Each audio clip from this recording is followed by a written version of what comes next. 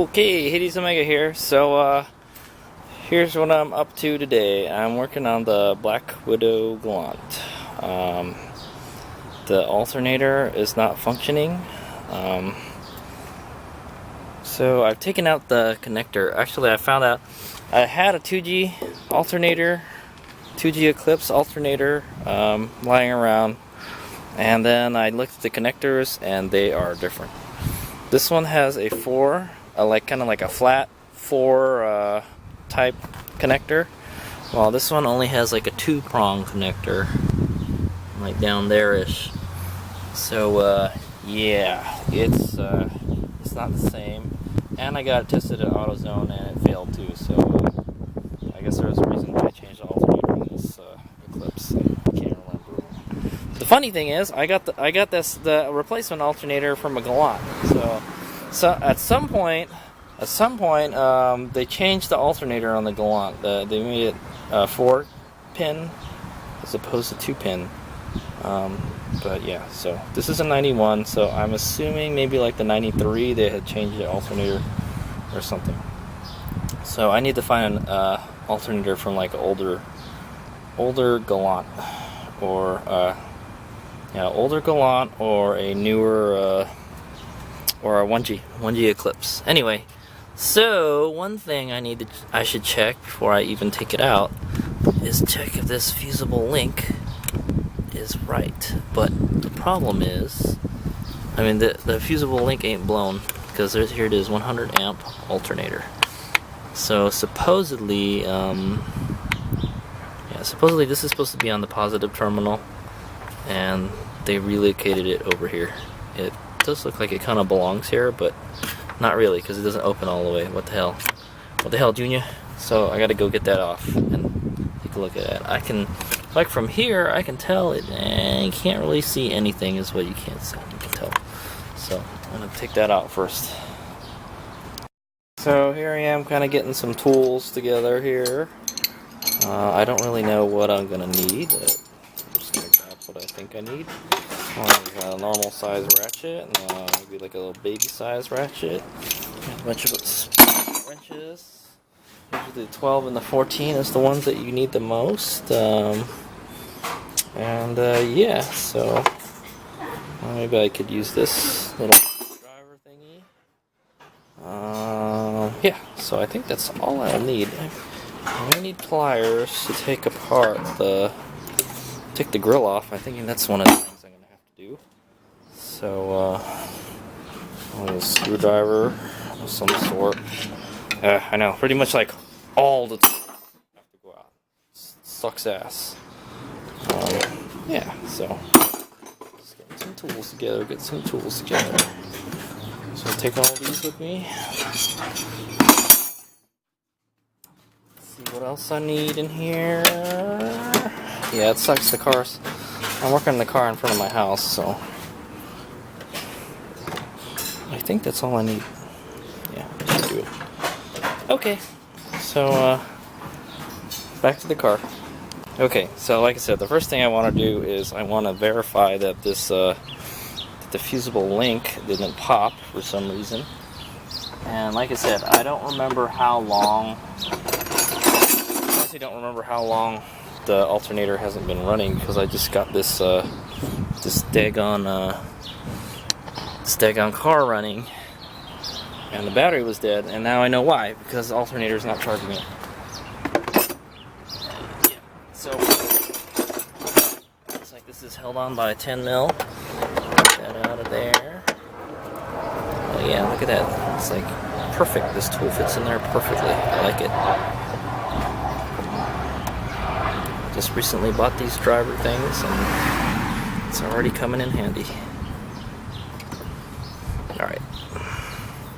I can speed it up on the video.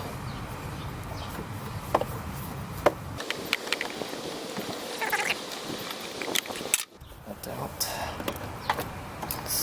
This out of there. Check it out. Yeah, I don't really know what was done with this too. It's kind of weird. Anyway, so I just got it out just so I can inspect it. And it looks fine to me. They don't look blown or anything. I'll go pull it out.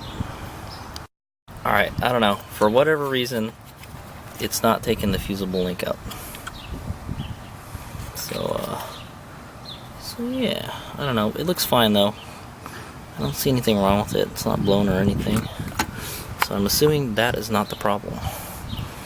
So, I don't know what else could cause it not to be working.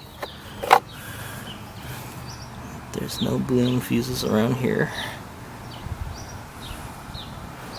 So I think it's just the alternator that's bad. Like I said, I don't want to take the alternator out if it works fine. So I want to go check the alternator wiring next. Okay, well, I don't know. I kind of took the connector out and I put it back in earlier, and I was fiddling with that fusible link. So hopefully, maybe that's the problem. I'm thinking that when I put the car back together, I didn't put some kind of connector in. So that's what I'm hoping for, and that the alternator is actually fine. Doesn't really, like, at a glance, it looks like it's fine. So yeah, so I'm gonna go try to start it, but the battery's dead, so I have to get my little jumper starter pack out. So annoying, right? So anyway, let's try to start it.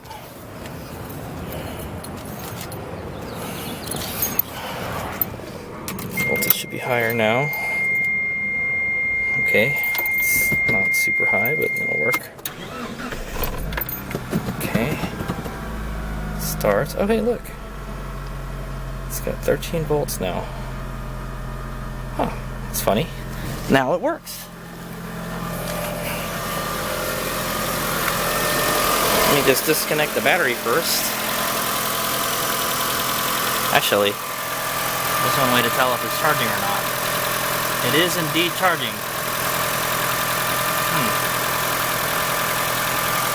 That's really odd.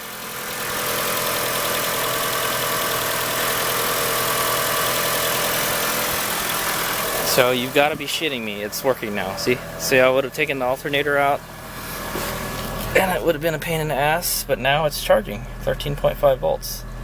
What the hell? So I don't know what was wrong with it, but it's working now. But like I said, I fiddled around with the connector, so maybe I wanna take it out and then put it back in. So annoying, right?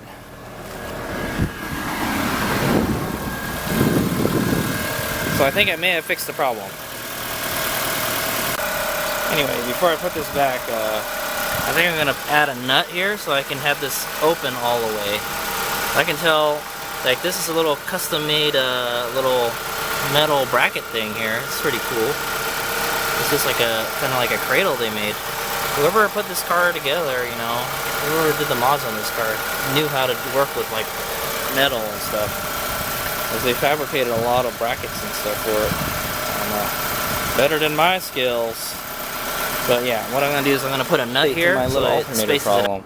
So I'm like, it seems like it's charging sometimes, and sometimes it's not charging. It seems like there's a bad connection somewhere, you know. And I looked at all the wires, everything, and then I said, well, let me check that the little covered terminal where all the power goes to on the alternator. Let me check that out. And sure enough, when I wiggle it, it's hot. Great, I lost a bolt. Anyway, yeah, when I wiggle it, I can't really see it, but when I wiggle it, it's loose. Yeah, it's really loose. So that's my problem. I must have loosened it or something. I remember I loosened it when I was putting the engine back together, so I must have just forgot to tighten it, or maybe I didn't tighten it enough and it kind of vibrated loose. So I had to, so far I've taken the intercooler pipe, I've loosened the intercooler pipe a bit so I can get in there better. Hopefully I'll probably take it off, and I took the grill off so I can get access to the intercooler pipe. So annoying. There's not a lot of room to work with. So yeah, So I'll go tighten that up and then we'll see how it is, because sometimes it's charging at like 12 point something volts and then it'll go up to 13 all of a sudden. The voltage will like shoot up and then it'll go down and like, well fuck man, I don't know what it is. And sure enough, that seemed like a bad connection, and that's what it looks like. So we'll see. We'll see when I get this tightened up. But that means I'm gonna have to unhook the battery terminal, because that's a live wire there. All right, I'm taking that daggone intercooler pipe off. Yeah, here's the wire that's suspect. Zoom in there. Alright, it's kind of hard to see. Really hard to see. See that? It's probably hard to tell, but it's loose. So, I'm gonna have to tighten it down. But it looks like the nut is tight. But anyway, I went ahead and disconnected the battery terminals. I figured, hey, well, I bought this out of their terminal to replace the negative side, so I might as well take this opportunity to change it. This one's it looks like it's a little tweaked a little bit. I guess I could just get some a plier or a screwdriver and pry it back out, but I just went and bought a new one a while ago. I haven't gotten around to change it, so might as well knock that out now since I disconnected it. Alright, so I'll go tighten that up and then we'll see what's up. Here's what's wrong with this guy here. Now I get some better light here. Okay, so you can see it. See how loose that is? But the nut itself is not loose or anything, so I think it's like a stud or something. Yeah, I don't know what it is, but I'm gonna tighten it. I got the car mostly back together. Let's see if my work has paid off. Where's my key? Where's my key? There we go. Alright. So I got the car back together. Let's see what the voltage is now. Ooh, crank's a lot better. There we go, 13.6. That's what I want to see. Excellent, excellent. There we go. Found the problem. So it was a bad alternator stud connection. So yeah, when I did tighten it, it was hard to move. I mean, it was easy to move. By hand, it was I couldn't move it, but with I used the ratchet and it moved quite easily. So that was the problem. Awesome, awesome. Now all I have to do is take it for a drive and recharge the battery. But well, the battery's about 12. Oh yeah, it's kind of not so good. Let's do like a little load test real quick. Let's turn on all the stuff. So here's the headlights. There's the high beams. It should go up to like 13. I'm gonna go turn the blower on. So 12.2. With everything on, it's not too good, but let me increase the RPMs to like 1500. Remember, I have underdrive pulley also, so it goes up to 13. I'd say that should be good enough. With everything off, it goes back up to 13.5. Let me rev it a little. Maybe I can hit 14. No, 13.5 is as high as it wants to go. Alright, well, I'd say that's pretty good. I just have to take it for another long drive and see if it's good. So for now, I think I fixed the problem. Hayes Omega out.